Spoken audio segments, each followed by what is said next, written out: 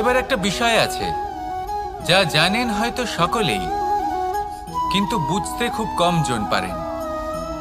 এই প্রেম, এই আনন্দ, এই সকল কিছুর সূত্রপাত হয় নিঃস্বার্থ আবেগের দ্বারা। ঠিক যেমন একজন মাতাকেই দেখে নিন। যখনই একজন মাতা সন্তানকে জন্ম দেন, তখন এই সংসার ভুলে যায় যে তার জন্য এটা একটা নতুন জন্ম। কারণ একজন নারী তখন একজন মাতৃরূপে নতুনভাবে জন্ম নেন।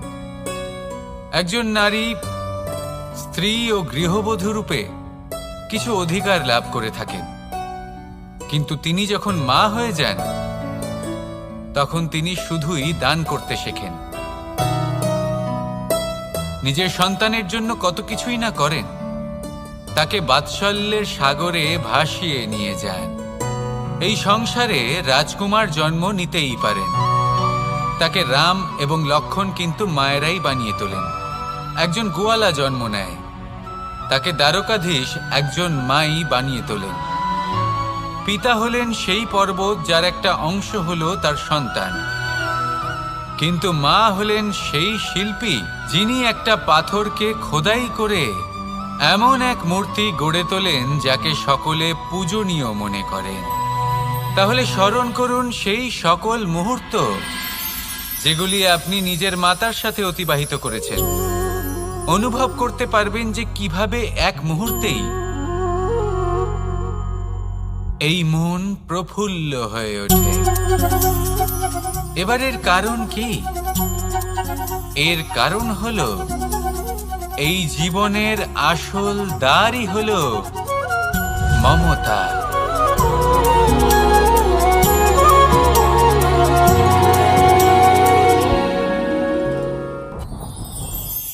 যত শক্তিশালী এই মন, তত শক্তিশালী এই শরীরও। এই যে আমাদের শরীর, এটা আসলে কি? এ হলো একটা রথের মতো।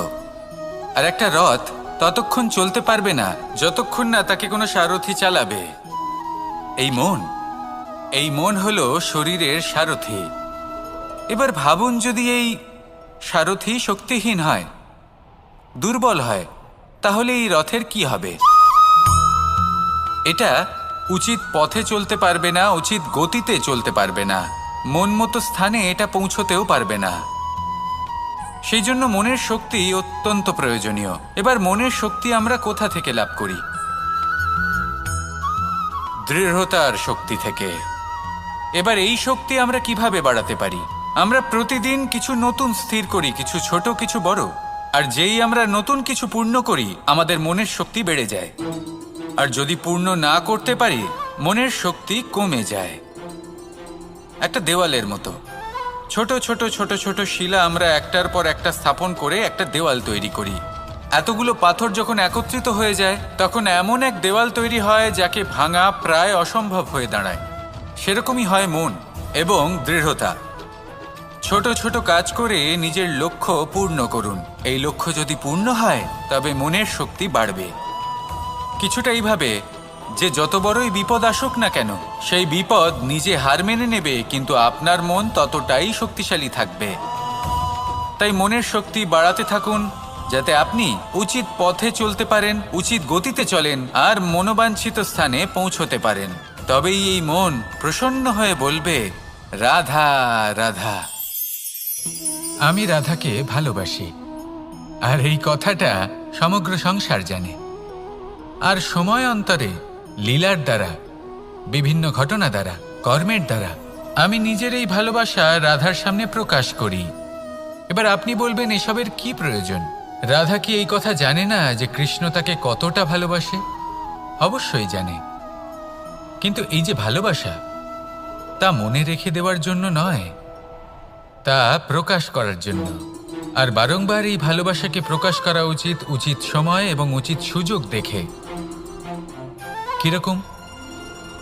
এবার যদি আপনি প্রেমীর সাথে কোনো উৎসবে থাকেন, তাহলে তার সাথে নৃত্য সঙ্গীত করুন। যদি ভিড়ের মাঝে থাকেন, তখন প্রেমীকে সম্মান করুন, একান্তে প্রসাধন করুন।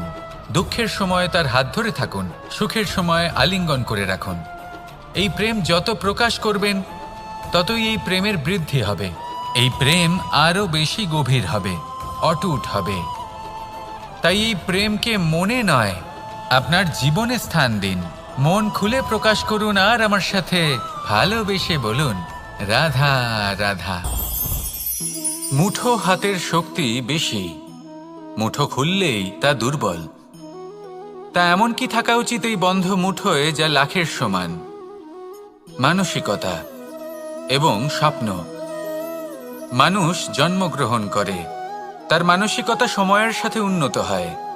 মানসিকতা অনুযায়ী সে স্বপ্ন দেখে, আর সেই স্বপ্ন সার্থক করতে সে পরিশ্রম করতে থাকে।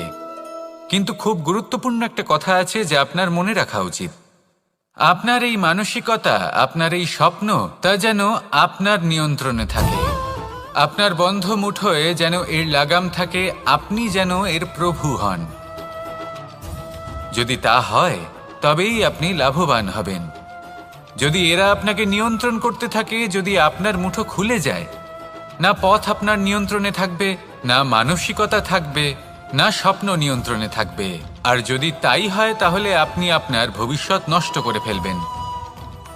তাই নিয়ন্ত্রণ করতে শিখুন নিজের বিচার বুদ্ধি, নিজের মানসিকতা, নিজের স্বপ্নকে।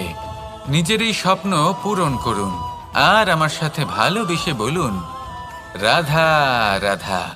আমার কাছে যশোদা মা যেমন, আমার কাছে দেবকী মা যেমন, আমার কাছে ঠিক তেমনই হলেন গোমাতা। এবার ভেবে দেখার বিষয় হলো এটা যে এই সংসারে অসংখ্য প্রাণী আছে। একজন গাইকে একজন মায়ের মর্যাদা কেন দেওয়া হয়? তাহলে এর অনেকগুলো কারণ আছে। এই গাই অর্থাৎ গোমাতা, এনারা হলেন অত্যন্ত শান্ত, শান্তিপ্রিয়, কখনো কারোর কোনো ক্ষতি করতেই পারেন না। গোমাতা যে দুধ নিজের বাছুরকে পান করান সেই দুধই আমাদেরও দেন। সেই দুধ পান করে আমরা শক্তি লাভ করি। এই দুধ থেকে আমরা মাখন, ঘি, পায়েস, এইসব সুস্বাদু খাবার লাভ করি। গোমাতার গোবর আমাদের জ্বালানি হিসেবে সাহায্য করে, যার ফলে খুব কম সংখ্যক কাঠ ব্যবহার করা যায় এবং বেশিরভাগ জঙ্গল সুরক্ষিত থাকে। গোমাতার গোমূত্র, সেটাও আমাদের কাছে লাভজনক। এর দ্বারা আমরা অনেক রোগ থেকে মুক্তি লাভ করতে পারি। গোমাতা যখন একটি বাছুরকে জন্ম দেন তখন সেই বড় হয়ে আমাদের ক্ষেত কর্ষণ করে। সেই জন্য গাইকেও জীবনে মায়ের মর্যাদা দেবেন।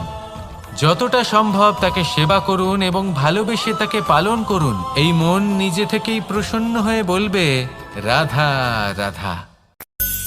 ধন, সম্পদ, ঐশ্বর্য, মানুষ হয় নিজের সৌভাগ্যের দ্বারা এগুলো লাভ করে থাকেন বা কর্মের দ্বারা। সৌভাগ্য আসলে কি? গ্রহের দশা যা প্রত্যেক মুহূর্তে বদলাতে থাকে। কর্মের মাধ্যমে যখন আপনি ধন অর্জন করেন তখন সেই ধন আপনার আগামী প্রজন্ম লাভ করে। সেটা হয় সে ভোগ করে বা তার জন্য তার ভোগান্তি হয়। আর এটা নির্ভর করছে আপনার কর্মের ওপরে। কি কর্ম করেছেন আপনি সেই ধনকে লাভ করার জন্য? যদি আপনি সৎ পথে চলেন, নিষ্ঠা ভরে আপনি কর্ম করে থাকেন এবং তার ফলে আপনি ধন অর্জন করে থাকেন, তাহলে আপনার আগামী প্রজন্ম সেটা ভোগ করবে, সেটা প্রয়োগ করবে নিজের বিকাশের জন্য। কিন্তু যদি আপনি কুকর্ম করে থাকেন, কোনো রকম ছলনা করে থাকেন এই ধন লাভ করার জন্য, তাহলে 100% আপনার আগামী প্রজন্মকে এর জন্য ভুগতেই হবে। তাহলে আপনি কি চাইবেন? যে আপনার আগামী প্রজন্ম সুখ ভোগ করবে নাকি আপনার কুকর্মের পরিণাম ভোগ করবে? নির্বাচন আপনারই। আসুন আমার সাথে ভালোবেসে বলুন, রাধা রাধা।